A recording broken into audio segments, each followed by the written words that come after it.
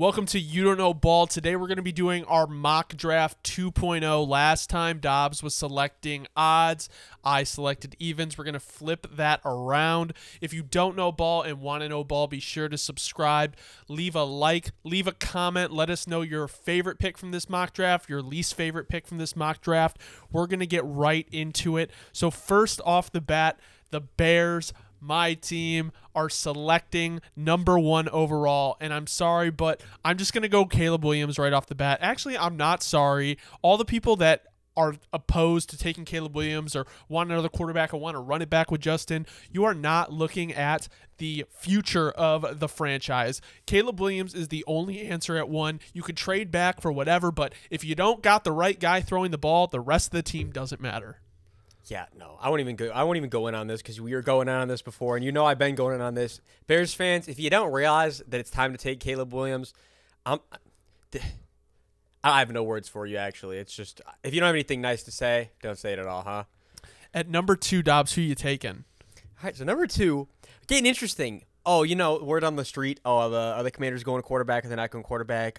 Maybe they're not going QB. I don't know, bro. Me personally, though, I feel like there's a pretty good chance they will. Also a good chance that they trade down. It's tough. I have a feeling, though, like they may be saying they don't want to go quarterback, and maybe because they're trying to gauge like trade interest. Like maybe they're trying to get a team to, really mortgage their future to move up, kind of similar to what the Bears did last year. No, yeah, that is very true. That is very true. It's tough. But I feel like I don't know who I would make a trade with, so I'm going to stick with what I'm going to stick with here. I know we're boring for the first 2 picks. We're going to get more interesting here soon, I promise. I'm going to go Drake May again here, just because. Again, I'm not sure if I'm going to start feeling out soon enough. I'm going to have a trade if I pick when I'm doing evens again. Okay. But as of right now, I do still think I don't think Drake is anywhere near the prospect Caleb is, but I also don't. It's tough because at the same time of that, I don't know. I feel like a lot of scouting departments are going to look at Drake as the number 2 guy, and they're going to say, especially with the Commanders, whole new staff, you got to get the QB right very quickly, or else people start to ask a lot of questions. That is Drake true. may feel safe at this spot, at least still at the moment. And the class next year is pretty weak. All right, Drake May. At number 3, not even going to waste any time, Marvin Harrison Jr. Too early to put a quarterback in there. I don't think Jaden Daniels is necessarily the guy. Like I don't see the hype in Jaden Daniels going top 5. Like if he fell to the Falcons, great. But beyond that, I just don't see it. No, and I love Jaden. Again, LSU, one of my boys over here always will be. But the reality is now is, especially the more and more you watch the tape, he puts a lot of good stuff on tape. I just don't know if he does enough for me consistently enough, especially in certain areas. I feel like, personally, yes, I do still view him as a first-round talent, but I wouldn't draft him this early either. All right, number 4, we have the Arizona Cardinals. Dobbs, where are you going?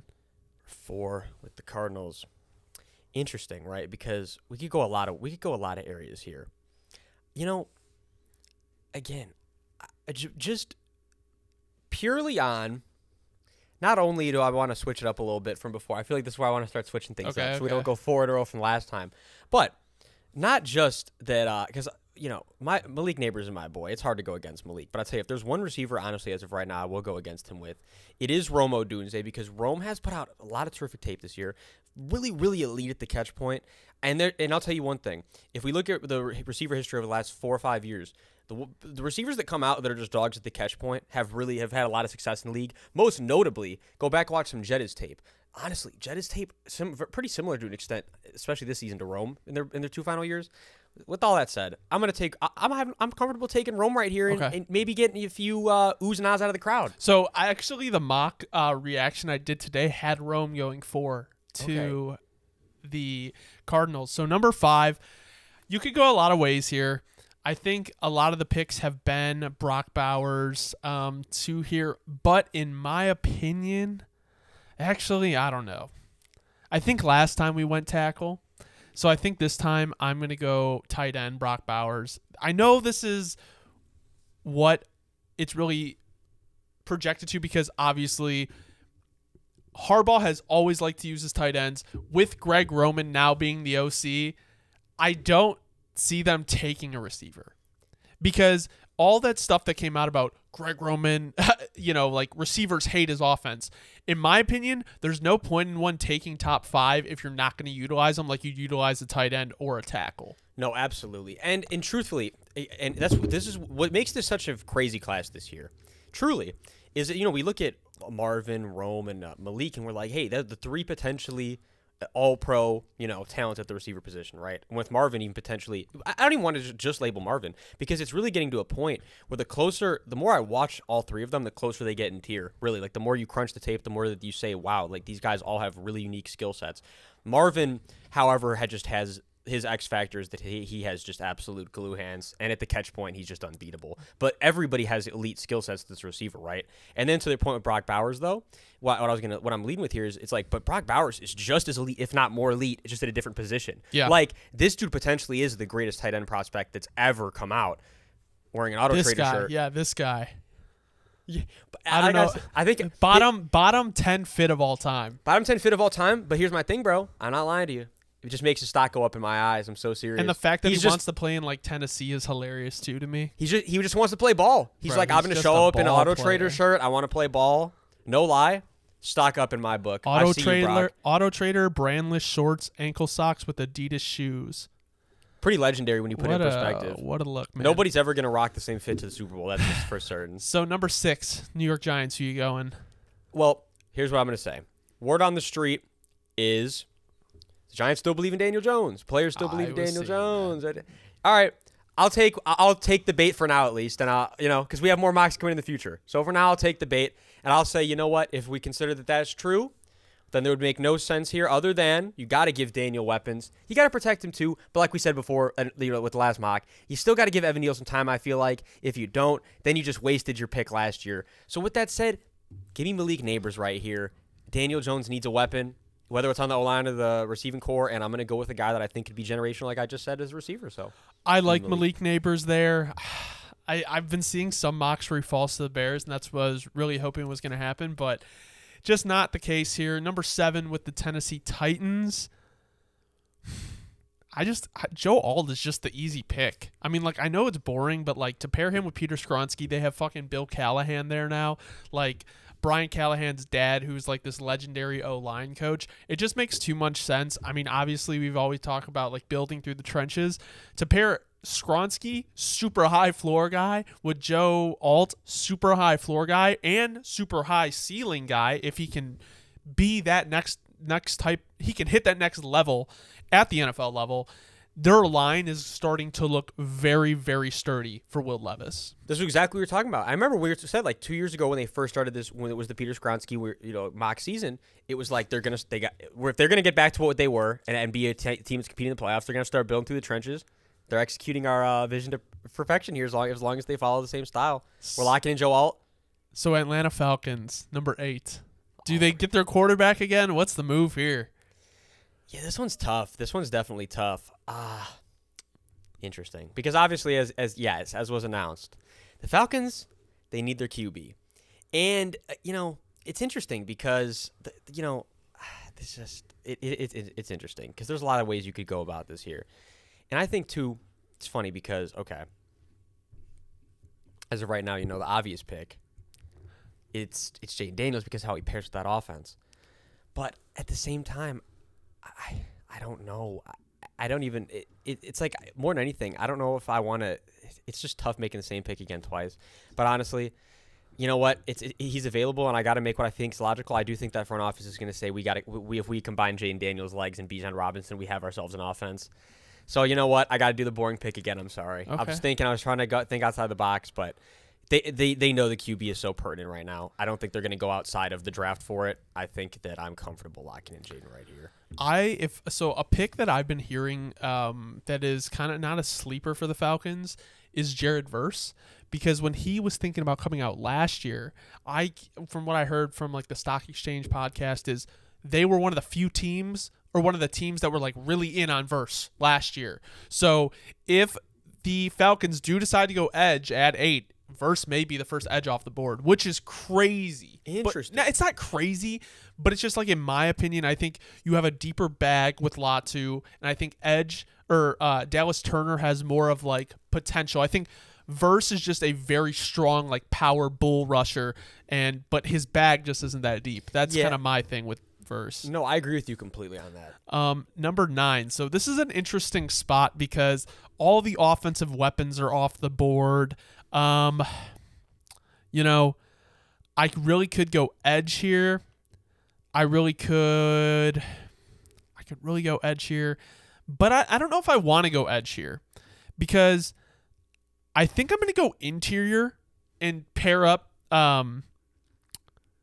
with Gervon Dexter. But I think I'm going to go with Byron Murphy. Interesting. He has, I mentioned this every video I do, his pass rush win rate is 19.6 for an interior defensive lineman, which is extremely high. Those are numbers that like elite edges post coming out of college.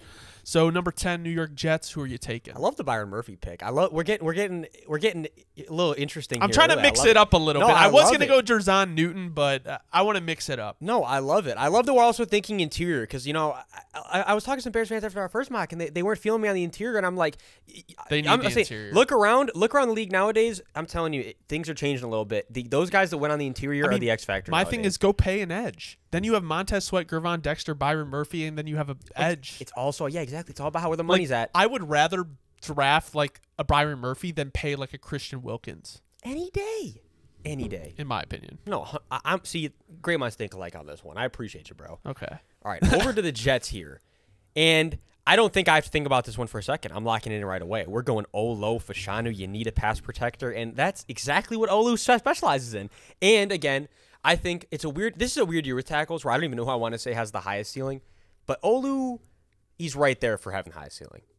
I think that's a good pick, honestly. As long as it was O-line, whether it was him or Talise Fuaga, I like the pick. So number 11, we have the Minnesota Vikings. I think I am going to go.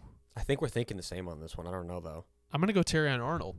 See, okay, we weren't. So, I like the pick. I think Terrion Arnold is the number 1 corner on the board.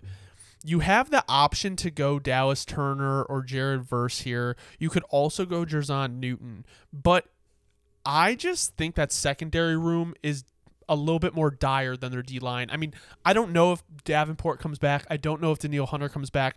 My assumption is they're able to bring back one of those guys. So I don't believe the Vikings have drafted an edge like in the first round in a long, long time. And this very well may change this year, but I just wanted to mix it up a little bit. No, I like Terrion right here. And again, I think this is also a pick where you could say, we know the pedigree. You know, you feel pretty comfortable taking Alabama corners, the ones that have put out really good tape consistently. You feel like we're a good 4 out of 5 that he's going to pan out and be a starter for us for a long time. Mm-hmm. All right. Number 12 with the Broncos. Number 12 with the Broncos. Interesting. We're starting to get a little crazy here, huh? Because we know, hey, look, the Broncos need a QB. Oh, no. You know, there was a pick that I did really like the other day. Because I'm not going to lie to you. I'm thinking about stealing it because I do believe that I am higher than this player right now. I'm higher on him than a lot of people. But also, I don't know. But you feel like I saw a mock today that had J.J. McCarthy going to the Broncos. See, that's exactly what I'm thinking though. Oh. Like it's like I really am not. I'm not like I really. I think a lot of people are very sleep on J.J. I think he has a lot of very good traits, and I think more than anything, I saw a report that the NFL themselves are a lot higher on J.J. McCarthy than any media is right now. No, I'm telling you right. I'm with them 100%. I think the way that he moves laterally and can still get the ball off, he's got great arm strength. He's got good pocket presence. And I think that's my thing, too, is the Michigan offense isn't really doing a lot of favors. You're not getting a ton of passing reps each game. So the mistakes get really, really magnified, right? I'm telling you, though, I do believe JJ puts out a lot of he put out a lot of really good things on tape, especially if you're willing to watch every year, right? Not just this year. I'm sticking with it. I'm rocking with it. I'm going with it all the way. Once you said it out loud, I love it. I really do love the pick. And I do believe, again, back to the Sean Payton wants a guy that stands tall in the pocket, delivers that thing accurately and with good velocity. And with a little bit of tuning, I really do believe that that's what you can make JJ into. So I love it. And again, he's a mobile. Like nobody really talks about it, but he's a mobile guy. Like you can move the pocket for him. You can run rollouts. You can run bootlegs. Like he'll be able to run anything he got in the playbook. So yeah, no, I like JJ. I think with his history with Drew Brees, Peyton can really like improve a quarterback. And my thing is, like, I've saw Nick's mock to the Broncos a couple times. Here's my opinion on Nick's. I said this earlier today in the video, and it just, you know, like when you hear something about a player and it just sticks with you because it's just kind of the vibe of them. He said, Nick's could very well be a first-round worthy pick who pans out. But do you want to be the team that finds out? Like with him, it just feels like it's so boom or bust. No, that's it, not only so it is, and it's also very situational based. And why I say that is because you either have a first year where he stands back in that pocket and the O-line does the perfect job and he's not getting hit, he's not getting rattled, he stays healthy and gets chemistry with his receivers. But on that off chance, which is more likely that he goes into situations he's getting hit, he's not getting chemistry with the receivers, smaller quarterback. Again, we know his strengths. His strengths is that he's quick decision maker. But even with that, you know, and he's a very accurate. But then even when you cut on the tape, it's like he's not the most accurate quarterback in the draft. He has plenty of misses. He's got like a live arm, but like it's shoddy. He's a shoddy player. So yes, and don't get me wrong. Again, I see the upside, but that's why as of right now, I'm 100% JJ over Bo. So at number 13 with the Raiders, it says they need a QB, RB, O-line, defensive interior, linebacker, DB. I'm going to take Drazon Newton. I think that's the easy pick here. I think pairing him with a Max Crosby is you're starting to really build those trenches up in Las Vegas. Obviously, there's still a lot of work that needs to be done, but I believe you are setting the standard or the floor pretty high for that D-line. And I very well could have seen them go cornerback here, you know, whether that is like a Nate Wiggins, Cooper DeJean, even Quinyon Mitchell if you want to reach a little bit. But just with that type of talent on the board defensively, I just don't see any offensive player outside of like maybe a J.C. Latham or like even an Amarius Mims, if you really want to go that high on one of those two players. I think defense is the answer here. No, absolutely. I agree completely. You're getting a guy who is a speed rusher. It's to your point with Max Crosby. You're affirming the identity. We're getting at you quick. We're coming at you, and I think getting nasty up front. And again, back to the trenches. Like I'll always reiterate, you got to build on them trenches, right? And you know, speaking of trenches, bro, out of the 14th pick here with the Saints, this is really tough because I'm struggling very hard between O-line and D-line because, again, we said we're verbally committed to Derek Carr. All right, scary regardless, but if that's the case, we have to protect him, and our O-line has been nothing special at all. It's been a bottom unit. But then also, same problem goes on with the D-line. Like, there's really nobody getting pressure for us. We have some good run stoppers. We need a pass rusher. We need a guy that can get pressure on third down. We need a guy that has really high upside. But then on top of that, it's tough. And like I say, too, this guy's growing on me a lot. The more I watch his tape, the more I do like him, the more I think, you know what, yeah, he's got a lot of skills that I really like. And on top of that, I think he's nowhere near his ceiling. You know what, I'm about to switcheroo, and I'm switcherooing on him. Give me Dallas Turner right here to the Saints. Okay, I like that. A lot, because again, if I said this a month ago, this would have sounded crazy coming out my mouth. But the more I watch him, the more I crunch the tape, the more I say, you know what, no, Dallas Turner, especially the way he already is in the run game, I think he would translate very well in the Saints defense. I think Dennis Allen could get him working for sure. I like the pick. It's interesting because it's like with Jordan getting older, Cam Jordan. Yeah. I don't know why I was thinking his last name was something else. Cam Jordan getting older. It's just like you want to rebuild that side of the ball because it's like I know he wants to be a saint for life, but it's like really how long can that be? So it's almost like get a young guy in the building to learn from him while he's still like usable, and you might be able to develop a player a little bit better than maybe coming into a vetless, line. Not to say the Saints don't have vets, but a vet like Cam Jordan. No, and let me be clear too, and like, because I want to say this just for anybody in the comments that's going to already comment on it. Let me be clear. I'm aware that yes, Dallas Turner would have to translate a little from he's used to being more on, because Alabama rotates too, but he's more used to being on a line where there's 5 guys in the line, and we're playing more on the outside linebacker role. But I think again, this is the NFL. Sometimes you got to adjust. I think if you bulk him up a little bit, and we again same to that point, get him on the line with Cam for a little while, and get him used to that. I think he can translate very well to a 4-man D line and still be able to do everything we need him to do. I think he's got great strength, great hands, great length. I like Dallas Turner the more I watch him. At number 15, the Indianapolis Colts are going to be selecting Nate Wiggins from Clemson. They need secondary help, and it was between him and Cooper DeJean. I just trust Wiggins a little bit more as a corner. I think DeJean has every trait possible, and with the right team and system, he will excel. I just think Wiggins is a better fit for the Colts. Okay, I know, and I understand that completely. I think I don't think you're going wrong with either of them. I think also maybe I think I like Wiggins a little bit more in certain situations, like in certain coverages and things like that. But here's what I'm gonna say too: with Cooper, the thing that stands out for me a lot, where maybe he's even more pro ready than some of these other corners, is he's already really, really good in the run game. Like I think the way he sheds blocks and everything that I watch, I'm like, all right, you know, I do. So it's like, yeah, Cooper has a lot of skills. He's gonna be going off the board for us here soon. Not yet, but soon enough. All right, number 16 to the Seattle Seahawks. 16 to the Seahawks. You know, what if I told you right now that you know, the Seahawks are looking there? They're saying we're looking at talent value. Like, you know, where do we go from here? I'm gonna make a little bit of a surprise here. Now hear me out. I think they're gonna say, at least I'm saying, get me Fuaga in the building and tell him he's playing guard for us. Okay, that's not a bad pick. That's not a bad pick. I was thinking Jackson Powers Johnson there actually. So I mean, the interior needs to be fixed. My thing is, regardless. I didn't want to move him from center, and I just felt like the Seahawks again, the guard need was just a little bit more. You know what I mean? That's fair. That's fair. I think Fuaga kicking in the guard. I think he can be a great guard. It just also sucks because I feel like he actually could have been like a pretty good tackle. But that's not. Honestly, but that's not the Seahawks problem. I do really mean. That's not the Seahawks I do think problem. he could be too. But the more I watch him, the more I watch his tape, I do believe, especially at the NFL level, I do think, especially and in some stuff I saw at Senior Bowl, I think he'll be better where it's just violent push, violent burst. Just get your guy on the floor and move forward. And I think that's where he's going to excel at, and that's where I think he'll have more opportunities. Okay. With the Jaguars, I am going to take Jared Verse. You surprised me. You surprised me. Oh, you thought I was gonna go Latu? I thought you were gonna go Powers here. Nah. I think I don't know, man. I know they have Trayvon Walker. I know they have Josh Allen, but it's like.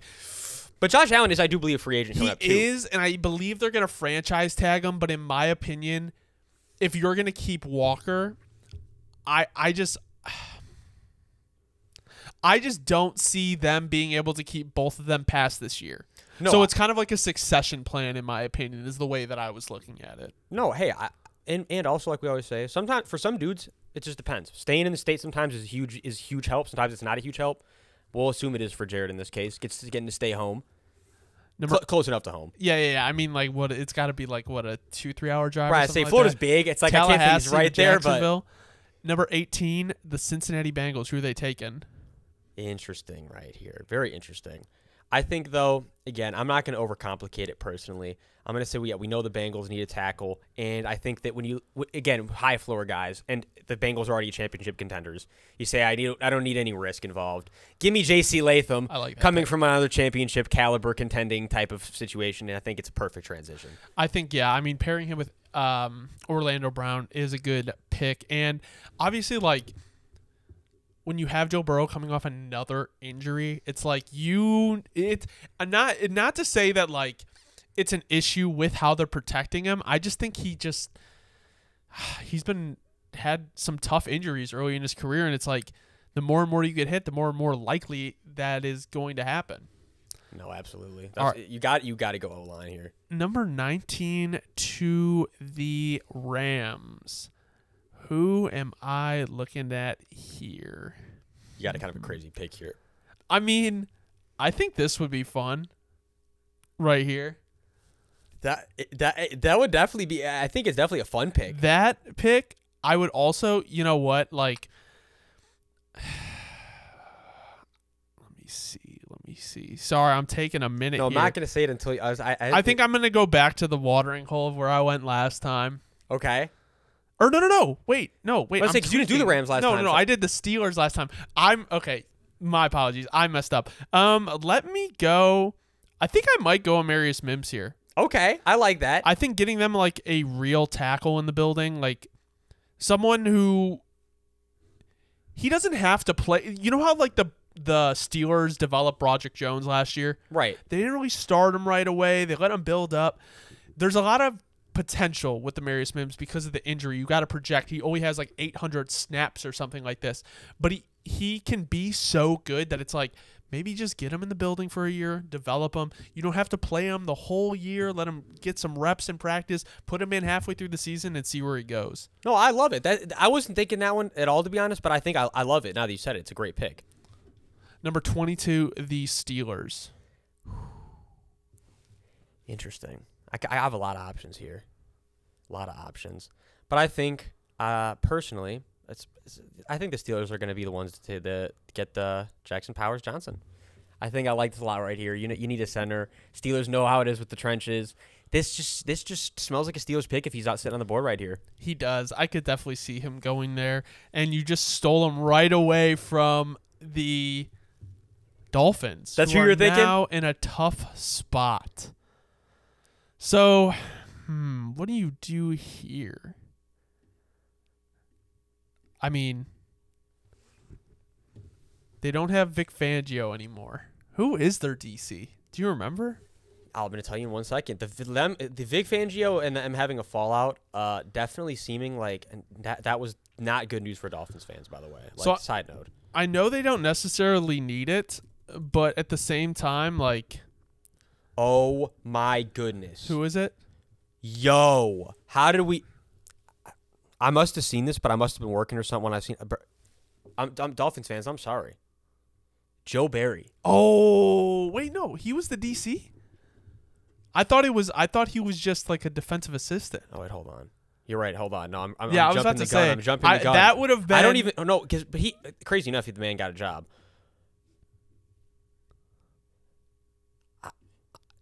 I'm not even sure. Wait. Anthony, here we go. Anthony Weaver Anthony from the Weaver, Ravens. that's who it was. Ravens. Anthony Weaver. Oh, man. I don't know. Maybe... I think getting a Ravens guy in the buildings, that's a good thing. All right, well, I'm between Cooper DeJean and Brian Thomas Jr. I know they don't necessarily need the wide receiver help, but you have Reek and you have Waddle. Brian Thomas Jr. is just does such a different type of receiver that it's like it gives them a red zone threat that maybe they don't necessarily I mean, their whole team is a red zone threat, but I'm talking about in terms of sheer size. No, right, like a big jump ball target. But what is their... I'm trying to remember what their depth chart looks like outside of...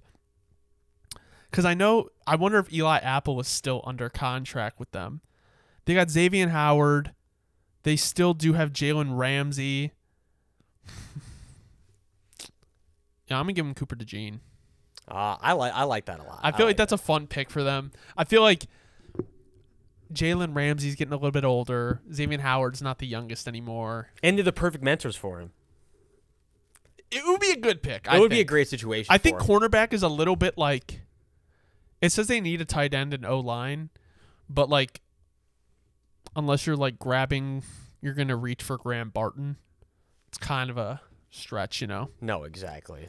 22 to the Eagles. Yeah, you did not have an easy pick there with the Dolphins. No. After Jackson Powers Johnson came off the board, it was over. You know, I feel like same thing with me here in the Eagles, though. It's like I don't necessarily have an easy pick here either with the Eagles. Tough. Let me think here for a sec. You know what though? No, I have no problem with this. And after looking at the board here, I don't have to think about it very long. Get Kool-Aid McKinstry over there immediately. Bro, I stay seeing him mocked there. Get Kool-Aid McKinstry over there immediately to go help. Great in the run game. Just great in coverage. You can play man zone. I love Kool-Aid McKinstry. Get him over there immediately. The Eagles need DB help bad. Oh, I really like this pick. Give me Brian Thomas Jr. to the Texans. I think you add some size. I know Nico Collins is like a big guy, but like Brian Thomas Jr., Nico Collins, Tank Dell, you have Dalton Schultz, even Devin Singletary started to pop last year as a running back. So I think you just give C.J. Stroud another big weapon, and you start to really cook with Bobby Slovic.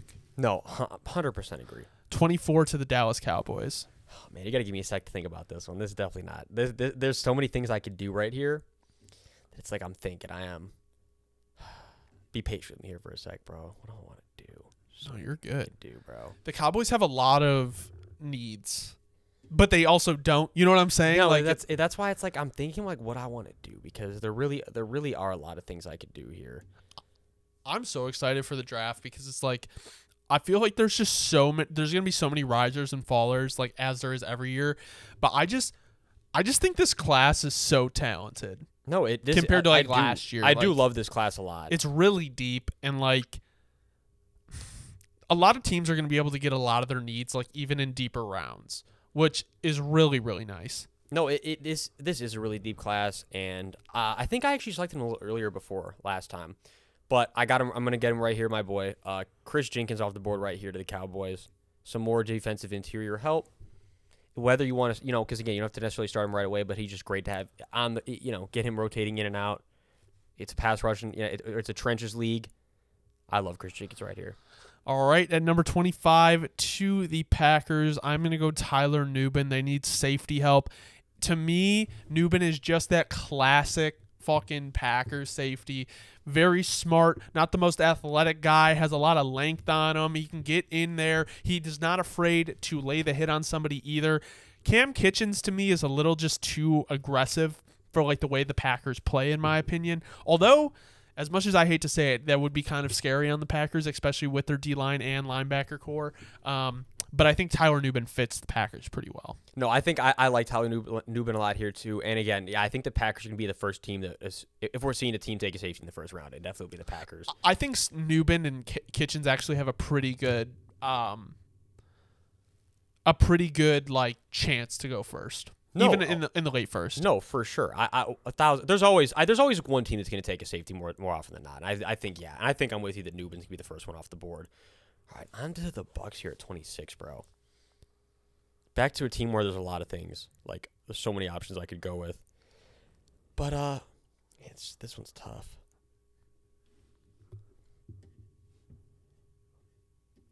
The Bucs need a lot. Yeah, there's some prime people sitting on the board, though, right here. I know who I'm going to take for them. I know who. And even though it paid me to see him go over here as a Saints fan, give me Darius Robinson to the Bucs. You can play him. I know he's listed as an edge, but you can put that man anywhere on the D line, and he's going to produce. He's an athlete. We saw what he did at the Senior Bowl. Nice pairing with Kalijah Cansey.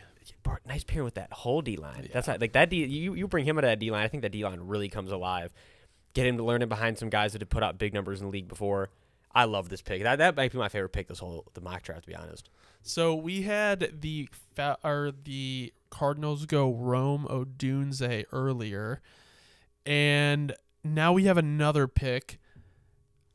I think a good pick for them may be just going like I'm between Quinyon Mitchell and Leatu Latu, but like I don't know if I can let Latu fall any farther. Somebody's got to find out. Somebody's got to find out if he can stay healthy or not. Dennis Gardeck is going to be like he's not going to be your future at edge. Who's your and as good as he was last year? I agree. He's more of a rotational piece. Yeah. So get some depth at edge there. Number 28 to the Bills. Oh, I love Latu right there. Yeah, we could. Somebody had to find out whether he was going to be the guy. He was falling too far. No, but the thing is, we know his talent. It's not because of his talent. It's because of the questions around him being staying healthy. But someone in that first round's got to be willing. He will go first round. No, no doubt. All right, number 28 right here, bro. Bills. Again, back to a team where I could do a lot of things. I could definitely a lot of different ways I could go about this one. I will say this is one of the weirder mocks we've done, and just like in the ones I've seen, nothing is like weird or out of body, but it's definitely like we definitely tried to like go different places with people here than like normally what we do, or normally what at least I have seen and have done in my own mock drafts. No, yeah, for sure. Yeah, exactly. I was trying to switch it up a little bit. I'm also going to always go with my gut, but it's a combination. It's like gut plus. It's all just thought exercises. Yeah, it really is. You know what, bro? Thought exercise this one. Troy Fatanu to the Bills. Okay. I like it. So tell me what you like about him. I think so. What I like about him that'll translate to the Bills. Just a big, powerful tackle, right? And I think the way that the Bills love to run their power, you get somebody that can get out there, and lay a boom out in space. I think it was somebody who really, really with a lot of size. And I think, again, just to Josh Allen's play style, somebody who can, mirror him around a little, and we saw last year, look, that passing attack over there in Washington was elite. I think I'm saying, you know what, we saw that Troy can be a pass protector for sure, as well as being a powerful tackle. So I think that's what I like about him here to the Bills. At 29 to the Lions, I'm taking Quinyon Mitchell. It's not a choice. The fact that he dropped this far in our mock is a little bit criminal, but the Lions get much-needed secondary help for the future. They put like Band-Aids on it this year. This is a long-term solution. No, this definitely is a long-term solution, and the Lions so desperately need DB help. 30 to the Ravens. 30 to the Ravens. Let me think here for a sec, bro, because I feel like there's an obvious one I'm going to go. You know what? There's an obvious one. Okay. And I'm going with it. I'm say we know, especially, so not only do we just get the Zay Flowers news today, we don't know where that's going to go from here. I think no matter what, if you're a Ravens fan, you're saying we need more help at the receiver position. And why not just give me another flyer? Troy Franklin over here to the Ravens. I love it. I like that. What I was thinking is I was thinking about, Lad McConkey would be nice for the Chiefs, but I'm gonna switch it up. Give me Keon Coleman to the Chiefs. Ooh. Pair him with Travis Kelce, Rashee Rice. I think that's a little bit of a fun mix-up. I was thinking even Coleman to the Ravens as just a different type of receiver for them. But number 32 to the San Francisco 49ers. All right. Let me just think here for 1 sec. So here can I toss an idea out for you? Yeah, toss out an idea. This would be a prime spot for a team that didn't get their quarterback in the first round to move up and take a quarterback, because then they would get their fifth-year option. Interesting. That is true. No, that is very true. I don't know who that would be, but... No, that is very true. That is something somebody would do. Take a look here real quick. You know what? We got something right here. Okay, we got something. We're gonna cook something crazy up right here. All right. Give me a trade. I don't know what the compensation is yet. Okay. But I like this. The Seahawks are giving him a call. Oh, shit. That was not a team I was expecting. And the Niners are saying, you're going to need to give me some good compensation because we're in the same division. But and they don't pick again until 78. You know what? Hey, find a way to give me some resources on that roster already. We're competing. We're potentially the championship team. I just need more assets. You can get on the board right here. I don't know what that compensation is, but fuck it. Seahawks found their way on the board. Okay, so let's think about actually what gets it done. Okay, so 78, I feel like it's got to be both your thirds and maybe like a fifth or a sixth next year. Both your thirds and a fifth next year. There's no fifth. It's a fourth or a sixth. Fourth. It's got to be the fourth. Yeah, that's a long way. It's a long way. It's a long haul, but you know what? They're taking a crazy shot here. I'm going to force the trade. I think that could possibly get it done. I think it could. Again, we're just having to make it work right now. There could be players involved. But we're making it work at the moment. And they're going to select who? And you know who they're going to select? They're taking a crazy shot. But they're also going to say, because again, here's my thing, is you can give him a year to sit, learn behind a guy who potentially even has a similar play style. Similar things about them. Michael Penix is a Seahawk. Okay. Michael Penix Jr. is a Seahawk. This is an interesting mock, bro. I like this one. It is definitely a little bit different than a lot of the stuff I've been seeing. And, if the board fell like this, I don't know, man. This is an interesting mock. This is an interesting one, but that's what's funny is, you know what? If we look at how the draft goes every year and you didn't know that it wasn't, you went in the future and somebody told you it was a mock, you'd be like, this is the worst fucking mock ever. No, buddy, that was the real draft. So that's how that shit goes every year. We never know what really is going on internally. Who's valuing who? Who's thinking somebody's really that is not a first-year prospect where everybody's so certain that they're a first-round prospect? That's where it's fun. We just get to think in their shoes for a second. Yeah, no, man, let's look at this. So we had how many quarterbacks go in the first? 1, 2, 3, 4, 5. If there's going to be a year, it's going to happen. It's this year. So we are in a QB drought. 5 quarterbacks. 1, 2, 3, 4, 5, 6 receivers. So 11 players were quarterbacks or receivers in this round. I'd say it's such a top heavy class with the tackles, the receivers, the quarterbacks, like, and there's good edges mixed in there and stuff. Obviously, in the good interiors, right? But I do think that this is definitely a class highlighted by the previous position groups I just said. Agreed. Well, thank you guys for watching. This has been You Don't Know Ball Mock Draft 2. Let us know in the comments your favorite pick, your least favorite pick. Let us know what you would have done differently. Leave a like, and don't forget, if you don't know ball and want to know ball, be sure to subscribe. We'll be back every day with new content. Thank you guys so much for watching.